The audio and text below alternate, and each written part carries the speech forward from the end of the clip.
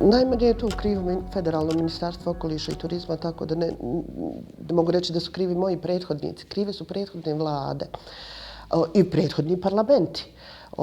Ja kada sam prije 2 godine ukazivala na to da trebamo prestati sa izgradnjom i donijeti, nekako postrožiti te mjere, onda smo, mi kad smo analizirali svi to na vladi, jer kada govorimo o mini hidroelektranama, tu je uključeno Ministarstvo prostornog uređenja, koje je nadležno za koncesije i kontrolu koncesija, Ministarstvo vodoprivrede, poljoprivrede i šumarstva koje upravlja vodama, potom Ministarstvo energetike koje upravlja tim postrojenjima i pogonima za proizvodnju električne energije.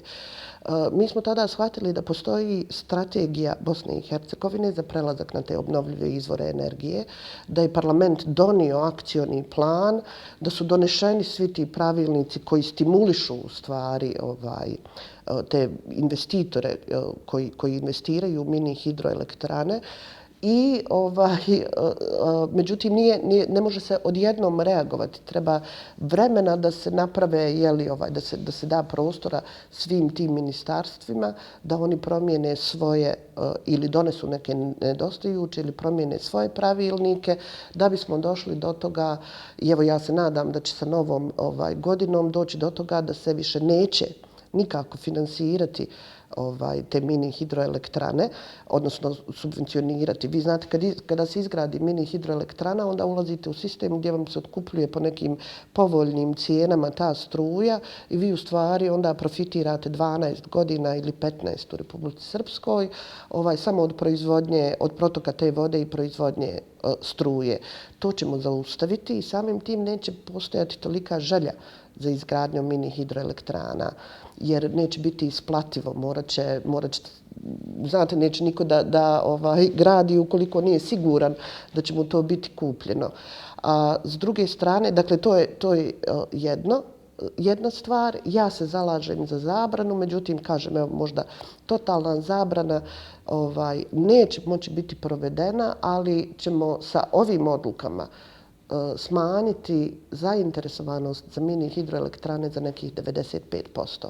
A također da kažem da neki akademici su mi rekli da ponekad mini hidroelektrana u nekim slučajevima nije ni loša, recimo kada neko područje plavi, kad imaju poplave i slično, tad se prave ta korita i ako se već prave korita i ti bazeni, onda je dobro imati mini hidroelektranu, ali u tom slučaju to bi trebalo da bude mini hidroelektrana te općine ili lokalne zajednice i da svi građani imaju koristi od nje.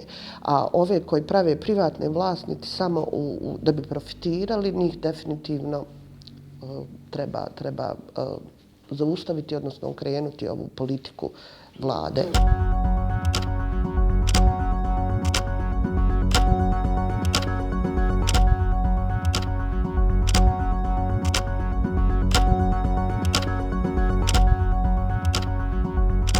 Naravno da jesam, izgradnjom tih mini hidroelektrana, dakle, ugrožavaju se šume, ugrožavaju se vode i ugrožava se sam način života ljudi koji su tu prvo koristili vodu recimo za navodnjavanje, za poljoprivredu, za ribarstvo, a isto tako i za odmor. Mislim da je puno bolje, obzirom da sam ja i ministrica turizma, da koristimo takva područja pored rijeka i ta njihova sela za razvoj ruralnog turizma od kojeg svi mogu profitirati nego uništavati naše rijeke.